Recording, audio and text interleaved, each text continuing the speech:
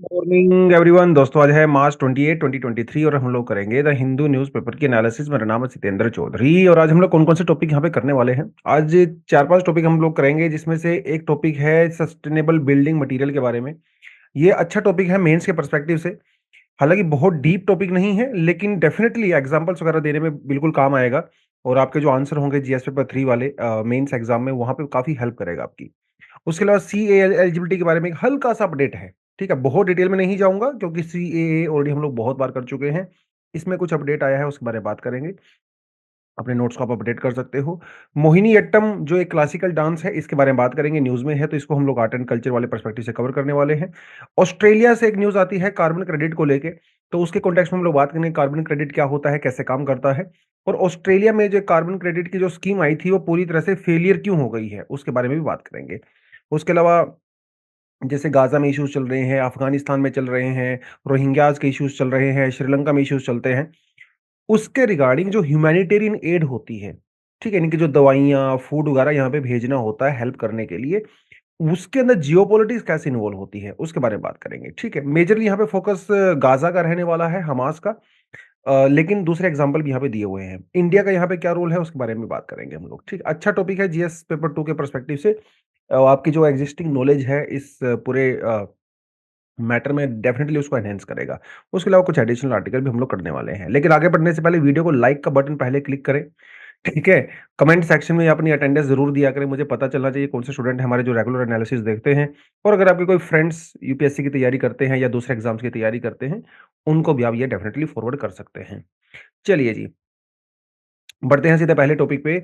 और पहला टॉपिक हमारा टेक्स्ट सेक्शन से आता है, जो कि बात करता है ऑन सस्टेनेबल बिल्डिंग मटेरियल। देखिए, अगर आप अपना सिलेबस देखते हो ना, तो आपके सिलेबस में सस्टेनेबल एनवायरमेंटल प्रैक्टिसेस मेंशन किया हुआ है ना, सस्टेनेबल प्रैक्टिसेस, सस्टेनेबल डेवलपमेंट। तो सस्टेनेबल कोई भी चीज हो, ठीक है, वो आपके एग्जाम के लिए इंपॉर्टेंट हो जाती है।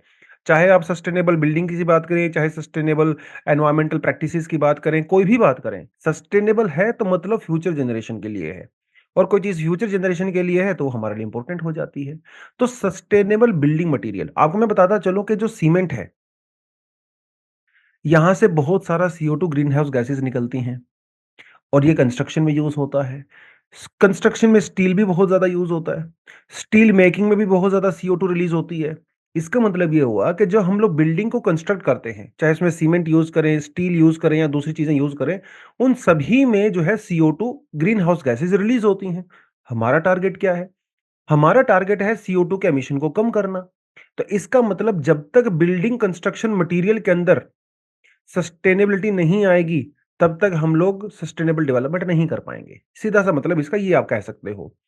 और तो इसीलिए जो बिल्डिंग मटेरियल हम लोग यूज करते हैं, उसके अंदर टाइम टू टाइम रिसर्च होती रहती है और टाइम टू टाइम उस मटेरियल के अंदर चेंजेस भी होते रहते हैं। जैसे, तो यहाँ पे इन्होंने बेसिकली क्या-क्या बातें की हैं। इंडिया तो एक डेवलपिंग कंट्री है, राइट? और डेवलपिंग कंट्री में हमेशा कंस्ट्रक्शन का काम चलता ही रहता है। आपने देखा होगा अपने सिटीज़ में आस-पास, खासकर मेट्रो सिटीज़ में, बड़ी सिटीज़ में आप चले जाओ, 24 घंटे वहाँ पे आपको कंस्ट्रक्शन देखने को मिलती रहेगी। कोई बिल्डिंग बन रही है, कुछ ना कुछ बनता रहता है। इंडिया में इस समय कंस्ट्रक्शन बूम चल रहा है, जो कि पिछले 15-20 साल से लगातार चाइना में चल रहा था, तो इंडिया भी उसी लेवल पे आ गया है।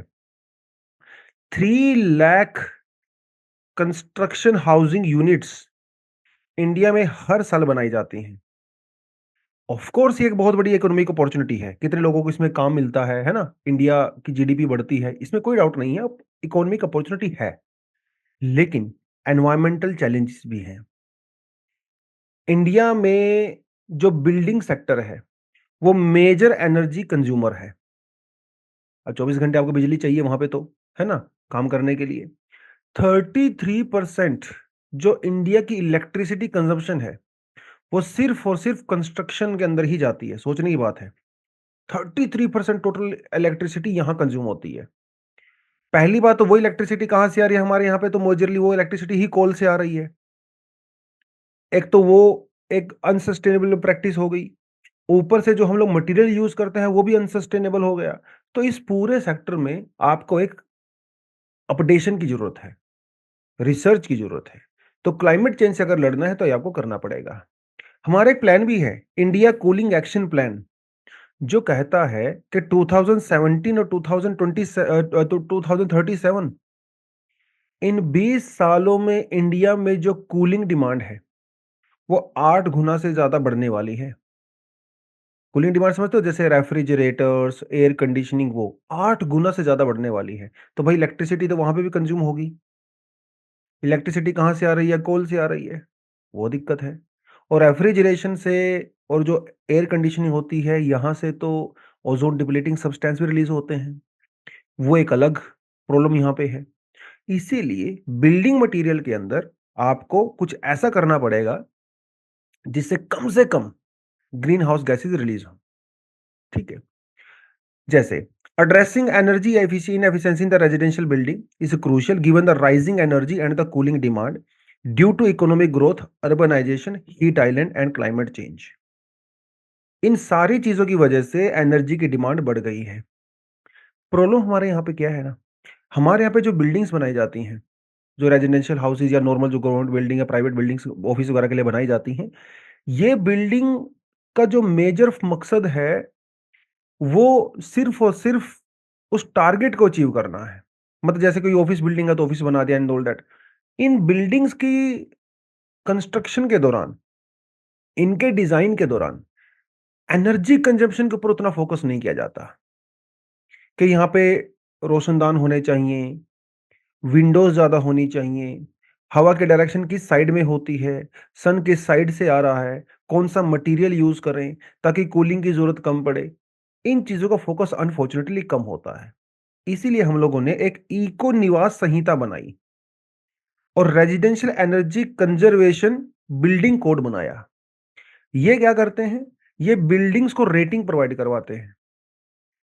ठीक है? कि कैसी बिल्डिंग का डिजाइन होना चाहिए, इंडोर कैसे कूलिंग होनी चाहिए, जो उसके अंदर ऑक्यूपेंट रहते हैं वो कैसे कंफर्ट होना चाहिए, एनर्जी की डिमांड कम से कम होनी चाहिए। ये इस चीज के ऊपर फोकस करते हैं।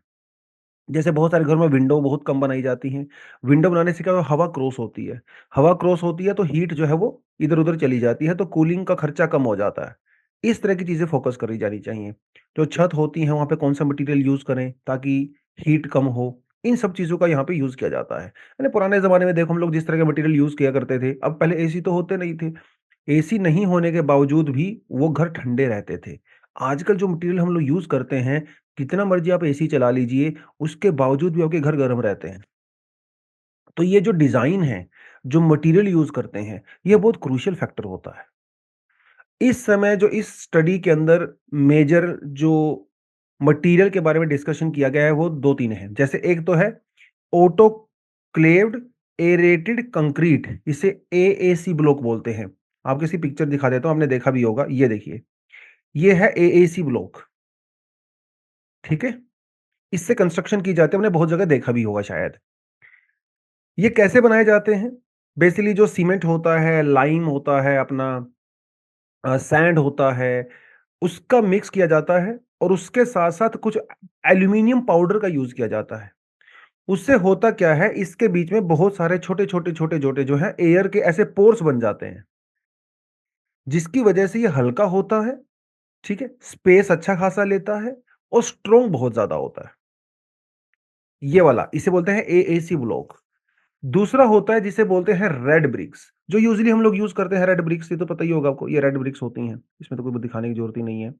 एक होता है अपना फ्लाई ऐश ब्रिक्स, जो फ्लाई ऐश से बनती हैं, ये वाली देखिए, ये भी आपने कई बार देखा होगा अपने आस-पास सड़कों पे, घरों में इस फ्लाई ऐश वाली ब्रिक्स का यूज़ किया जाता है। आजकल तो बहुत ज़्यादा ये ट्रेंड में है भैया ये। और एक होता है आपका जिसे बोलते हैं मोनोलिथिक कंक्रीट, इसे मीवान बोलते हैं।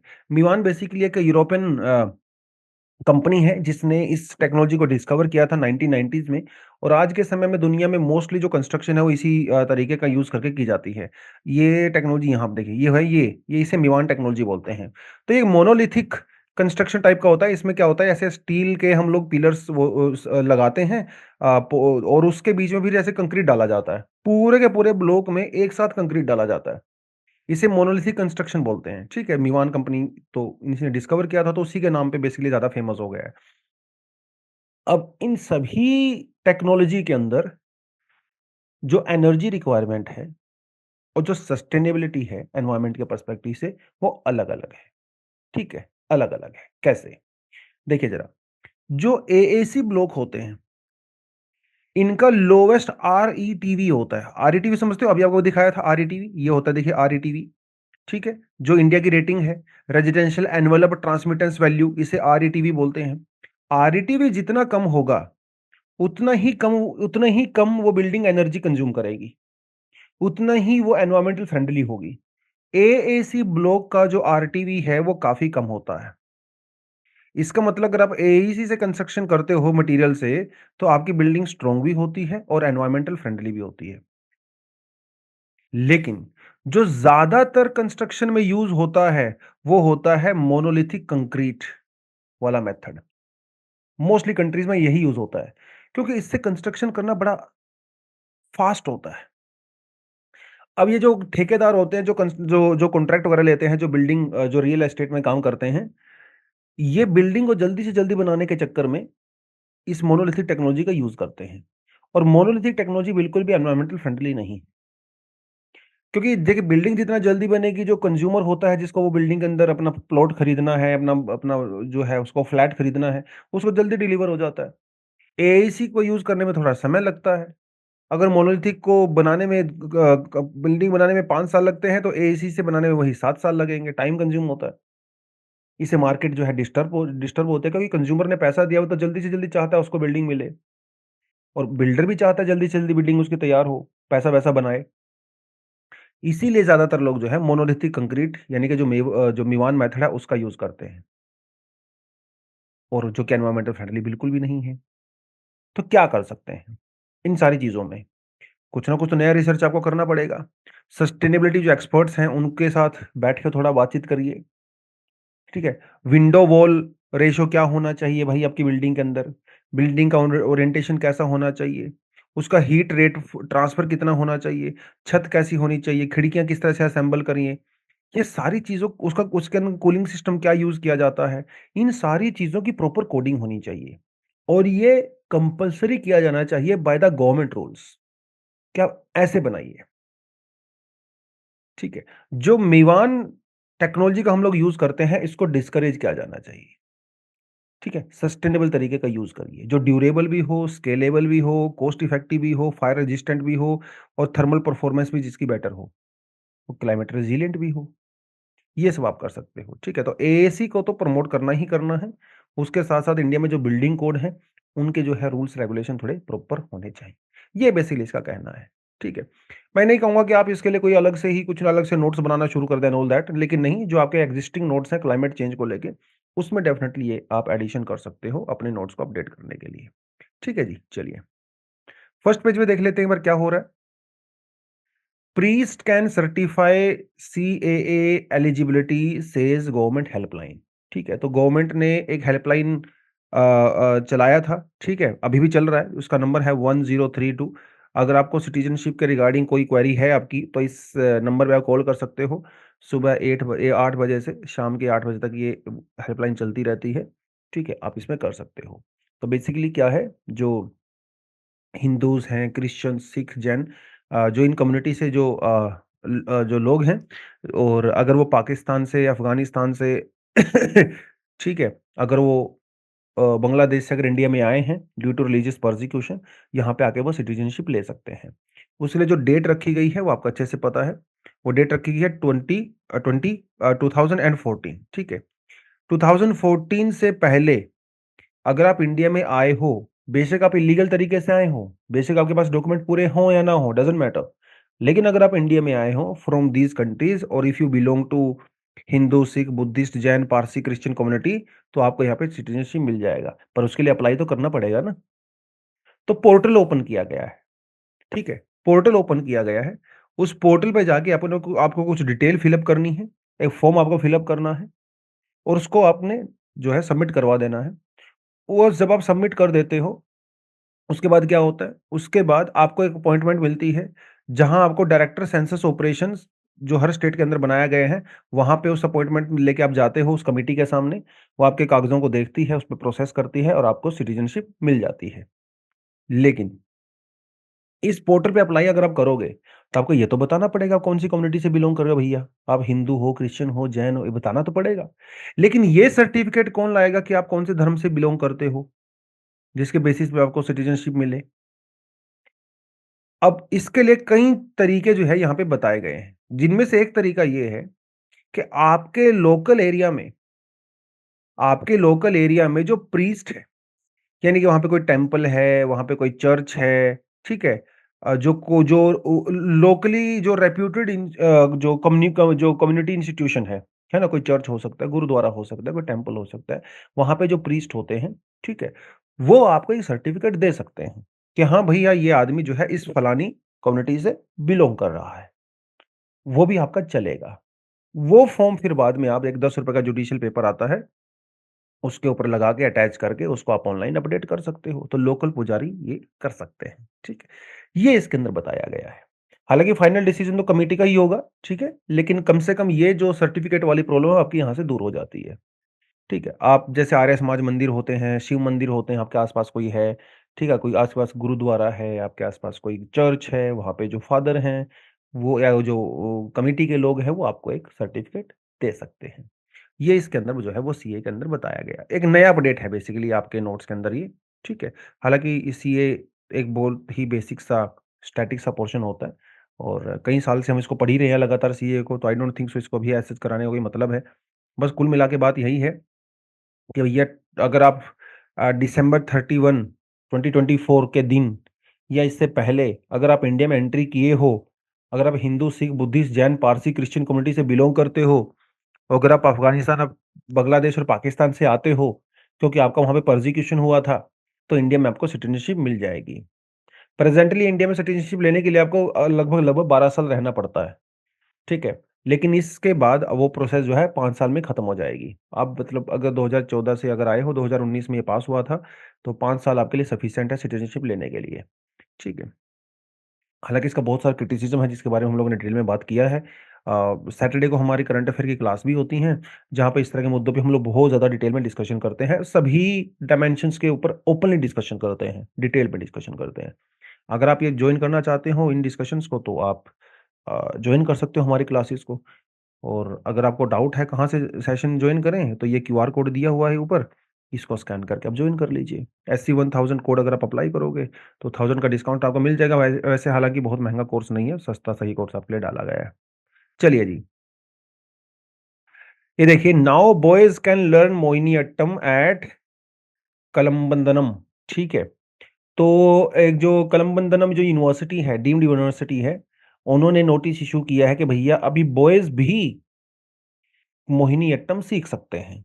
एक्चुअली ये ना कंट्रोवर्सी हुई थी जिसमें ये एक मोहिनीअट्टम डांसर हैं रामाकृष्णन जी, और इन्होंने परफॉर्मेंस दिया था, जिसके बाद कई लोगों ने इनको क्रिटिसाइज़ किया। एक बहुत बड़ी डांसर हैं वहाँ पे सत्यभामा जी, और उन्होंने इनको क्रिटिसाइज़ किया और ये कहा कि भाई मर्द को जो है मोहिनीअट्टम नहीं करना चाहिए। ये एक फीमेल ट्रेडिशनली जो है फीमेल ही इसको परफॉर्म करती हैं। तो काफ़ी कंट्रोवर्सी हुई, उसके बाद लोगों ने इंटरनेट वगैरह पे खूब वो सब किया। तो फिर बाद में जो है केरला के अंदर इस यूनिवर्सिटी ने एक नोटिस इश्यू किया कि मर्द भी मोहिनीअट्टम सीख सकते हैं, और अपनी यूनिवर्सिटी में ये लोग अभी मोहिनीअट्टम के लिए बॉयज़ को भी अलाउ करेंगे। तो अगर आप वहाँ पे आपको मास्टर्स करनी है, पोस्ट ग्रेजुएशन करनी है, तो आप मोहिनीअट्टम में आराम से कर सकते हो, ठीक है? तो ये एक इसीलिए थोड़ा-सा न्यूज़ में था। अब सोचने की बात ये है कि इसका नाम जो है मोहिनीअट्टम, इसके अंदर जो वर्ड है मोहिनी, मोहिनी का मतलब ही होता है ब्यूटीफुल वुमन। अट्टम का मतलब होता है डांस, यानी कि dance by a beautiful woman, that is Mohini Attam.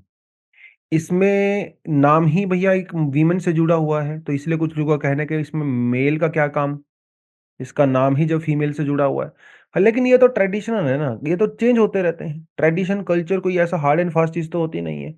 समय के साथ हम लोग नई चीज़ें अडैप्ट करते रहते हैं, समय के साथ पुरानी चीज़ें छोड़ते भी रहते हैं। कोई ऐसा hard and fast rule culture में होता नहीं है। कल्चर इज़ ऑलवेज़ इवॉल्व्ड, है ना? एंड कल्चर के अंदर बहुत सारी प्रैक्टिसेज़ हम लोग बाहर से अडॉप्ट भी करते हैं। यही तो कल्चर होता है।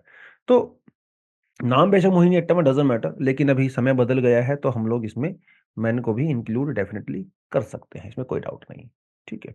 तो ये एक सोलो डांस परफॉर्मेंस होता है यूजुअली, ठीक है, जो कि परफॉर्म किया जाता है, ठीक है। 19th सेंचुरी अरे हालाँकि बहुत पुराना डांस है ये, लेकिन बीच में गायब हो गया था, काफ़ी समय तक इसकी इतना ज़्यादा पॉपुलैरिटी नहीं थी, बट बाद में 19th सेंचुरी में फिर बाद में 20th सेंचुरी में कई ऐसे बड़े-बड़े डांसर हुए, जिसने इनको रिकवर किया। जैसे स्वाति थिरुनल जी हैं, ट्रैवनकोर से के रूलर जो थी, उन्होंने इसको दोबारा से इसके जो डांसर्स हैं उनको पैट्रोनेज दिया और फिर उसके बाद ये बढ़ा। उसके बाद कई और कलाकार रहे, वीएन मेनन जी रहे, कल्याणी अम्मा रहीं, उसके अलावा इन्होंने इसको फिर आगे बढ़ाया। तो ऐसे जो है सिलसिला चलता रहा और आज मोहिनीअट्टम जो है वो एक क्लासिकल डांस के रूप में इंडिया में उभर के आया है, ठीक है? इसके कुछ फीचर्स आप डेफिनिटली देख सकते हो। There is a distinct lack of the thumping footstep and the footwork is soft. जैसे कथक होता है ना, कथक में जो आपके पैर होते हैं आप उसको ज़मीन पे मारते हो तो काफ़ी ज़्यादा फुटस्टेप का बहुत इंपॉर्टेंट यूज़ होता है, काफ़ी फ़ोर्स के साथ आप ज़मीन पे पटकते हो। यहाँ पे वो नहीं है, सॉफ्ट फुटवर्क यहाँ पे यूज़ुअली होता है, ठीक है? मोहिनीअट्टम जो है वो विष्णु का जो फेमिनाइन डांस है, देखा विष्णु जी वो मैस्कुलाइन रूप में भी दिखाई देते हैं और फेमिनाइन रूप में भी दिखाई देते हैं, राइट? तो उनका जो फेमिनाइन रूप है विष्णु जी का, उसके थ्रू जो है स्टोरीज़ यहाँ पे बताई जाती हैं। तो कई सारे पार्ट इसमें होते हैं जैसे लास्य, ठीक है? लास्य मतलब ब्यूटी, एलिगेंस, उसके ऊपर ज़्यादा फ़ोकस किया जाता है। नाटक के ऊपर ज़्यादा उतना फ़ोकस नहीं होता है बेसिकली, ठीक है? इसका जो कॉस्ट्यूम होता है वो भी एक बिल्कुल पर्टिकुलर होता है। ऑफ व्हाइट कलर का जो है आप कपड़ा पहनते हो जिसके ऊपर गोल्ड की जो है एम्ब्रॉयडरी वगैरह होती है, आप ये ऊपर देख भी सकते हो, ठीक है? तो ये एक पर्टिकुलर तरह का ही ड्रेस यहाँ पे पहनी जाती है। बहुत ज़्यादा एक्सटेंसिव मेकअप जो है यहाँ पे यूज़ नहीं किया जाता है फेस के ऊपर, ठीक है? जो एंकलेट होते हैं इनके जो पैरों में पहने जाते हैं, ठीक है? घुंघरू बेसिकली जिसको बोलते हैं, ठीक है? वो यहाँ पे यूज़ किया जाता है। तो ये थोड़ी-सी चीज़ें आप यहाँ पे डेफ़िनेटली देख सकते हो। हैंड मूवमेंट होती हैं 24 टोटल हैंड मूवमेंट होती हैं, जो यूज़ की जाती हैं, ठीक है? A few are taken from the नाट्य शास्त्र, अभिनय दर्पण, है ना? बाल रमण, भरतनाट्यम तो ये कई तरह के जेस्चर्स हैं, जो हस्त मुद्राएँ हैं, वहाँ से इनको अडॉप्ट किया गया है टाइम टू टाइम और यूजुअली मूवमेंट इतनी सॉफ्ट होती हैं, इतनी एलिगेंट होती हैं कि एयर के एलिमेंट इसके अंदर देखे जाते हैं, ठीक है? एयर तो मोहिनीअट्टम की जो परफॉर्मेंस है that can be equated to the movement of air basically, आप वो कह सकते हो, ठीक है? इसकी जो डांस मूवमेंट्स होती हैं collection of 40 basic dance movements are known as adavukal और आतावुस, ठीक है? ये थोड़ा-सा आप यहाँ पे देख सकते हो। जो सॉन्ग्स वगैरह यहाँ पे गाए जाते हैं मोहिनीअट्टम की परफॉर्मेंस देने के दौरान उस वो सोपाना स्टाइल के अंदर उसको गाया जाता है, ठीक है? Carnatic style of music definitely यहाँ पे यूज़ किया जाता है, ठीक है? और संस्कृत, तमिल, मलयालम कई तरह के लैंग्वेज के जो वर्ड्स हैं, वो लिरिक्स के अंदर यूज़ किए जाते हैं। फ्लूट, वीणा वगैरह यहाँ पे बजाई जाती है। ठीक है? तो ये थोड़ा मोहिनीअट्टम के बारे में आपको थोड़ा इन्फॉर्मेशन होना चाहिए। ठीक है? चलिए जी। नेक्स्ट जो न्यूज़ आती है, वो आती है कार्बन क्रेडिट से। एक स्कीम चलाई थी ऑस्ट्रेलिया ने कार्बन क्रेडिट के लिए और ये स्कीम बुरी तरह से फ्लॉप हो चुकी है, अभी लेटेस्ट रिसर्च के द्वारा।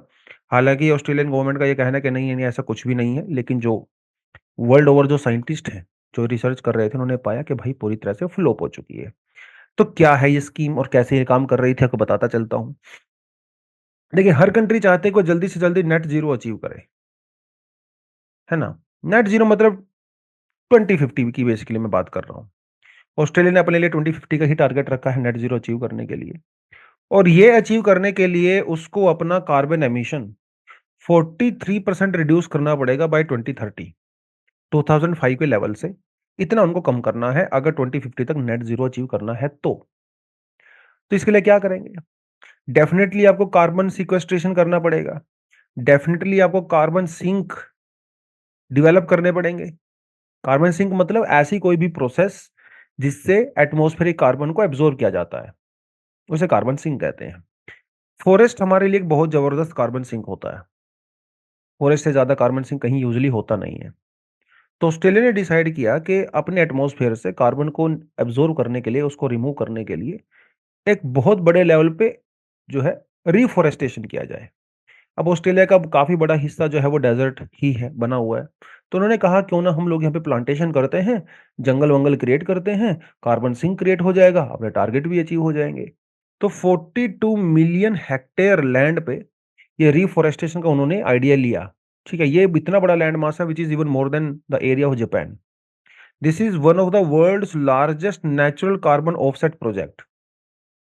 अब लेटेस्ट रिसर्च से ये पता चला कि 80% जो प्लांटेशन है, वो बिल्कुल या तो स्टैग्नेंट है, पूरी तरह से खत्म हो चुकी है, मतलब वो काम की नहीं है। जबकि इसके बेसिस पे बहुत सारी ऑस्ट्रेलियन कंपनीज़ कार्बन क्रेडिट खरीद भी रही हैं और कार्बन क्रेडिट बेच भी रही हैं, जबकि ग्राउंड पे कुछ हो ही नहीं रहा है, राइट? कार्बन क्रेडिट काम कैसे करता है, हल्का-सा आइडिया आपको दे देता हूँ, फिर आप समझ ही जाओगे मैं क्या कहना चाहता था। देखिए, होता क्या है, हर कंपनी को बेसिकली टारगेट दिया जाता है यहाँ पे कि भैया तुमने कितना CO2 जो है वो कम करना है। जैसे मान लो एक कंपनी है एबीसी, इसको सपोज़ दिया गया टारगेट कि आपको 50 टन CO2 रिलीज़ करने की परमिशन है, 50 टन से आप ज़्यादा नहीं कर सकते। अगर आप करोगे तो आपको पनिशमेंट मिलेगा। पनिशमेंट अलग-अलग तरह का हो सकता है।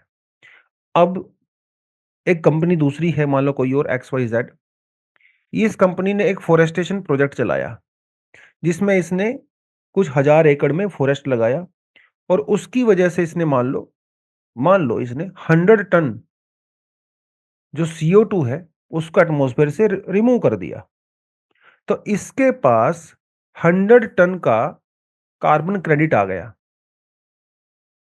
1 टन को 1 CO2 के टन को 1 क्रेडिट कहा जाता है। तो इसका मतलब इसके पास 100 क्रेडिट हो गए, 100 क्रेडिट ऑफ CO2। अब ये कंपनी को टारगेट मिला था 50 टन CO2 का, ठीक है? लेकिन मान लो इसने फिर भी 70 टन CO2 रिलीज़ किया, अपने टारगेट से 20 टन ज़्यादा। तो ये कंपनी क्या कर सकती है, इस कंपनी से 20 क्रेडिट परचेज़ कर सकती है। इसको पैसा देगी, इससे 20 क्रेडिट खरीद लेगी। इससे क्या हुआ, इन्होंने जी जो फ़ॉरेस्टेशन किया था, इनको कंपनसेशन मिल गया, अवार्ड मिल गया एक तरह से, और इस कंपनी का अपना टारगेट भी पूरा हो गया। इस तरह से कार्बन मार्केट काम करती है और इस तरह से कार्बन क्रेडिट काम करता है, ठीक है? अगर मान लो मैं जंगल लगाता हूँ अपने खेत में, तो मुझे एक सरकार एक कार्बन क्रेडिट देगी। उस कार्बन क्रेडिट को मैं इन कंपनीज़ को बेच सकता हूँ, क्योंकि जंगल मैंने लगाया है, CO2 को मैंने रिलीज़ किया है, तो इससे मुझे अवार्ड मिलेगा। अगर कोई कंपनी अपने टारगेट को अचीव नहीं करती है, तो उसे पनिश किया जाएगा। उसको पनिश करने का ये तरीका हो सकता है कि उनको पैसा पे करना पड़ेगा एक्स्ट्रा। ऑस्ट्रेलिया में धड़ल्ले से कार्बन क्रेडिट बिक रहे हैं। कार्बन क्रेडिट तो बिक रहे हैं, लेकिन भाई आपने फ़ॉरेस्ट फ़ॉरेस्ट तो डेवलप नहीं किया ना। बिना ही फ़ॉरेस्ट डेवलप किए कार्बन क्रेडिट बेचे जा रहे हैं, खरीदे जा रहे हैं। अब कंपनीज़ के लिए कार्बन क्रेडिट खरीदना कोई बड़ी बात नहीं है। सिंपली उनके जो प्रोडक्ट होते हैं उनको थोड़ा-सा महँगा कर देंगे। सिंपल होता है। अगर आप जूते बना रहे हैं, अपने जूतों को ₹5 महँगा कर दो, ₹50 महँगा कर दो। वहाँ से जो आपको एक्स्ट्रा इनकम हो गया, आप उससे क्रेडिट खरीद लीजिए। कंपनी का क्या जा रहा है? कस्टमर के ऊपर उन्होंने तो ट्रांसफ़र ही करना है ना अपना पैसा, कर देंगे। तो ये वहाँ पे ऑस्ट्रेलिया में हो रहा है। सैटेलाइट इमेज दिखा रही है कि वहाँ पे कोई फ़ॉरेस्ट बढ़ा ही नहीं। जब ये सरकार कह रही है कि नहीं, नहीं बढ़ा है, हमारे पास कार्बन क्रेडिट भी है, खरीदना चाहो तो खरीद सकते हो। ये सब चीज़ें जो है वहाँ पे चल रही थी। क्योंकि ऑस्ट्रेलिया जो है दुनिया का एक कंट्री है जो है हाईएस्ट लेवल ऑफ CO2 वहाँ पे पर कैपिटा रिलीज़ होता है।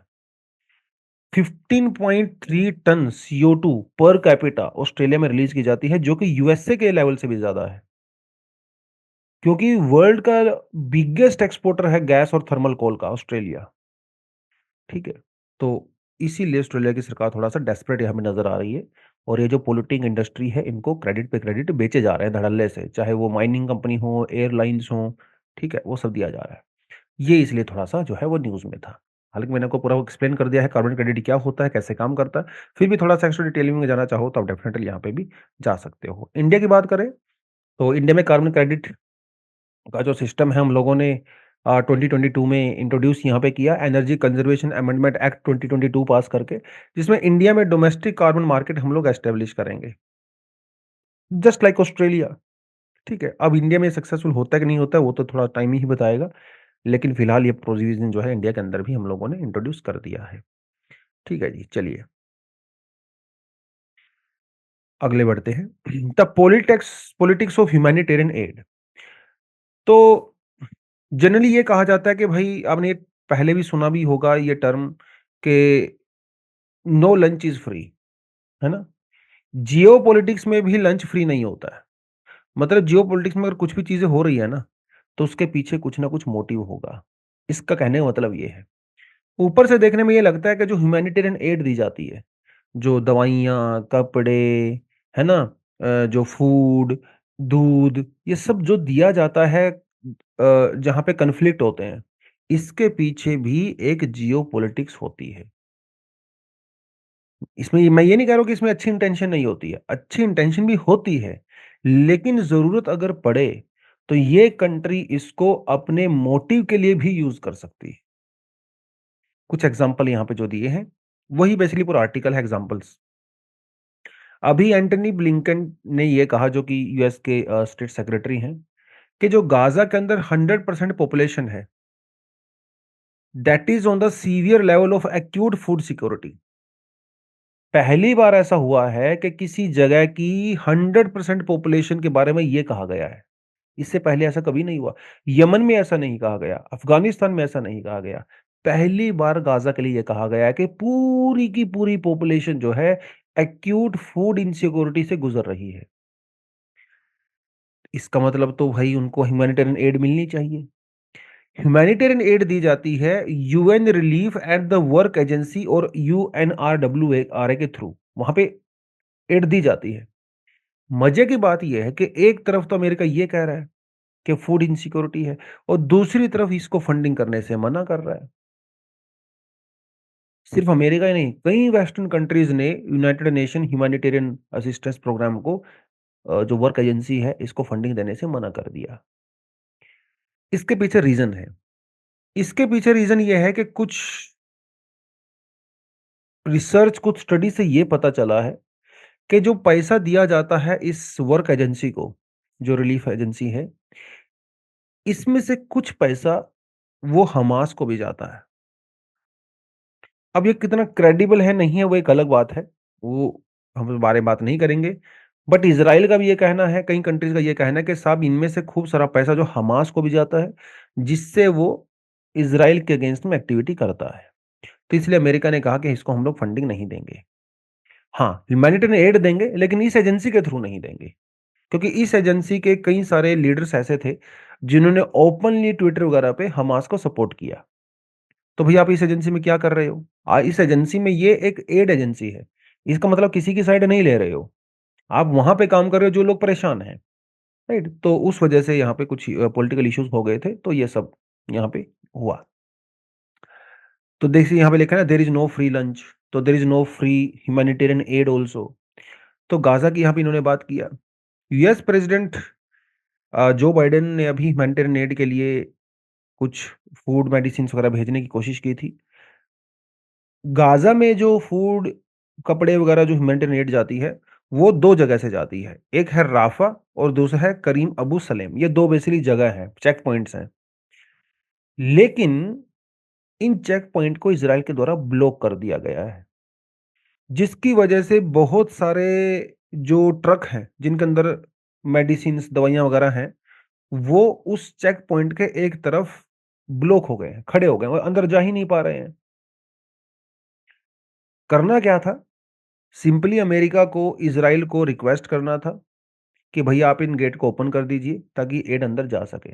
लेकिन इज़राइल इन गेट को बंद किए हुए है, क्योंकि वो हमास के ऊपर प्रेशर बनाना चाहता है कि देखो, या तो जो मेरे होस्टेज थे उनको छोड़ दो, क्योंकि अभी तक होस्टेज छोड़े नहीं हैं।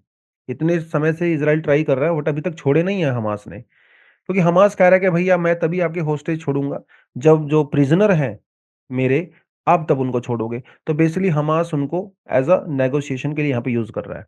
अब उन्हें कोई फ़र्क नहीं पड़ रहा जनता कितनी परेशान है, उनको कोई मतलब नहीं है। उनको सिर्फ़ अपने उनसे मतलब है जो उन्होंने इज़राइल ने उनको अरेस्ट किया हुआ है। तो अमेरिका ने ये रूट ना लेके दूसरा रूट लिया। तो उन्होंने एयर ड्रॉप किया है। वो 38,000 पैकेट्स फूड वगैरह के उन्होंने ड्रॉप किए। मतलब ऐसे प्लेन वगैरह से ज़मीन पे कर दिए ताकि लोग उनको कलेक्ट कर सकें। अनफॉर्चुनेटली इनमें से कई लोग तो ना, एक्चुअली बहुत सारा सामान जो था वो समंदर में गिर गया और कई सारे लोग जब उनको कलेक्ट करने के लिए गए तो बेचारे मर भी गए। 12-13 लोग तो इसीलिए मर गए क्योंकि वो समुद्र में डूब के मर गए। वो उसको लेने के लिए गए थे सामान को। तो इस तरह की बुरी हालत वहाँ पे चल रही है। यूनाइटेड नेशन सिक्योरिटी काउंसिल ने इज़राइल के अगेंस्ट में रेज़ोल्यूशन पास किया और उन्होंने जो रमज़ान का महीना है, अभी सीज़ फायर की बात भी कही। साथ के साथ ये भी कहा हमास को कि तुम भी होस्टेज छोड़ दो भैया, लेकिन ना तो वो मानने को तैयार है, ना वो मानने को तैयार है। ठीक है, इज़राइल ने कहा मैं तो अपना काम करूँगा, ठीक है? जब तक मेरे होस्टेजेस नहीं छोड़ते हैं, तब तक नेगोशिएशन का कोई चांस नहीं है। ये सब बातें वहाँ पे चल रही हैं। तो बेसिकली क्या है, ह्यूमैनिटेरियन एड को एक जियोपॉलिटिक्स टूल के रूप में यूज़ किया जा रहा है। कोई फ़र्क नहीं पड़ता, आम आदमी मर रहा है, बेचारा गरीब मर रहा है, उनको सिर्फ़ अपनी पॉलिटिक्स से मतलब है। ये इसके अंदर प्रूव करने की कोशिश की गई है। कुछ और एग्ज़ाम्पल आप देख सकते हो, इंडिया का भी एग्ज़ाम्पल देख सकते हो। 2008 में जब तमिल ईलम या लिट्टे जिसको आप कहते हैं, जो श्रीलंका के अंदर ग्रुप एक्टिव था, उस समय में श्रीलंकन आर्मी और लिट्टे के फाइटर्स के बीच में लड़ाई चल रही थी, जिसकी वजह से बहुत सारे वो आम आदमी जो है वहाँ पे परेशान थे। तो ह्यूमैनिटेरियन क्राइसिस था बेसिकली श्रीलंका में। उस समय पे जो डीएमके की सरकार थी करुणानिधि की, उन्होंने 80,000 फैमिली पैकेट्स वहाँ पे भेजे थे तमिल सिविलियंस को लेके, ठीक है? तो ये एक बेसिकली हमारे यहाँ पे एक जो तमिलनाडु की जो सरकार थी, उनका एक मैसेज था कि भई आम आदमी की हेल्प हम लोग यहाँ पे कर रहे हैं। अभी जो स्टालिन हैं तमिलनाडु के अभी जो चीफ मिनिस्टर हैं, इन्होंने भी श्रीलंका के अंदर काफ़ी एड जो है वो भेजा है। कोविड-19 के दौरान इंडिया ने 100 से ज़्यादा कंट्रीज़ के अंदर वैक्सीन भेजी। जब वैक्सीन को होल्ड कर लिया गया था डेवलप्ड कंट्रीज़ के द्वारा, इंडिया उस समय पे भी वैक्सीन भेज रहा था। तो सवाल ये है कि क्या ये वैक्सीन भेजने के पीछे हमारा पूरी तरह से 100% प्योर मकसद यही था कि ह्यूमैनिटी की हेल्प करनी है, या फिर हम लोग अपनी सॉफ्ट पावर भी यहाँ पे दिखाना चाहते थे? तो जियोपॉलिटिक्स की बात करें तो डेफ़िनेटली वो एक एंगल भी बनता है ना? इस तरह की चीज़ों का यूज़ किया जाता है एक अपनी अच्छी छवि बनाने के लिए, इसमें तो कोई डाउट नहीं है। ऐसा ही केस आप अफ़गानिस्तान में भी देख सकते हो। अफ़गानिस्तान में भी इंडिया ने एड भेजा, ठीक है? कई सारी कंट्रीज़ ने वहाँ पे एड भेजा, लेकिन कई कंट्रीज़ जो हैं अफ़गानिस्तान में उस एड का पॉलिटिक्स के लिए भी यूज़ करती हैं। शुरुआत में जब तालिबान ने टेक ओवर किया था अफ़गानिस्तान का, तो दुनिया चिल्ला रही थी, अरे वो महिलाओं का स्टेटस ये वो, है ना? अब कोई भी नहीं बोल रहा है उसके बारे में। अब सारा ध्यान गाज़ा पे चला गया, यूक्रेन पे चला गया, वहाँ पे फ़ोकस किया जा रहा है। और आप उस मुद्दे को भूल ही गए हो। क्योंकि जब तक आपको सूटेबल लग रहा था वो बात कर रहे थे, अभी आपका ध्यान कहीं और है तो आपको वो महिलाएँ दिखाई नहीं दे रही हैं जो तालिबान के कंट्रोल में हैं, राइट? तो ये सब कुछ इश्यूज़ यहाँ पे नज़र आ रहे हैं। ऐसा ही केस सीरिया के अंदर भी नज़र आया। सीरिया में जो प्रेज़िडेंट बशर अल असद है, इनकी सरकार को गिराने के लिए यूएसए ने, टर्की ने, यूके ने बहुत कोशिश की, लेकिन इनकी सरकार नहीं गिर पाई। तो गुस्सा तो आएगा ही। उस गुस्से के चक्कर में क्या है, जो सीरिया को ह्यूमैनिटेरियन एड जाती है, वो सिर्फ़ उन लोगों को जाती है जो कि अमेरिका को सपोर्ट कर रहे थे, टर्की को सपोर्ट कर रहे थे। जो बशर अल असद को सपोर्ट पॉपुलेशन कर रही थी, उसको वो एड जाती ही नहीं। बहुत सारे चेक पॉइंट वहाँ पे लगा दिए गए हैं। तो ये क्या है? ये ह्यूमैनिटेरियन एड का मिसयूज़ ही तो किया जा रहा है। ये ह्यूमैनिटेरियन एड का आप पॉलिटिकल यूज़ कर रहे हो। यही हाल इथियोपिया में है। यही हाल आपको जो है सूडान में देखने को मिलेगा। तो बेसिकली क्या है, ये जो कंट्री है, वेस्टर्न कंट्री या कोई भी कंट्री मान लीजिए, ह्यूमैनिटेरियन एड को अपने पॉलिटिक्स के लिए यूज़ करती हैं। उन लोगों के लिए ह्यूमैनिटेरियन एड ये देती हैं, जिनको ये सपोर्ट करती हैं। उनको नहीं देती जिनको सपोर्ट नहीं करती हैं। अरे भाई, दूसरी साइड में भी तो इनोसेंट लोग हैं ना, वो भी तो मर रहे हैं ना। तो ह्यूमैनिटेरियन एड आप ऐसे क्यों टारगेट कर रहे हो कि जो मुझे सपोर्ट करेंगे उसको खाना मिलेगा, जो मुझे सपोर्ट नहीं करेगा उसको खाना नहीं मिलेगा? और वो भी आम आदमी, गरीब आदमी, जिसका कोई लेना-देना नहीं है उस वॉर से। तो ये जियोपॉलिटिक्स में ह्यूमैनिटेरियन एड का मिसयूज़ और यूज़ किया जाता है। यही बेसिकली इस आर्टिकल का कहना था, ठीक है? हालाँकि मैं ये नहीं कहूँगा इस आर्टिकल से कोई प्रॉपर क्वेश्चन आपका बनेगा यूपीएससी, बन भी सकता है वैसे तो। लेकिन फिर भी जो एक्जिस्टिंग नॉलेज है आपकी, एक नया एंगल आज आपको पता चला है कि कैसे ह्यूमैनिटेरियन एड का जियोपॉलिटिक्स में भी यूज़ होता है।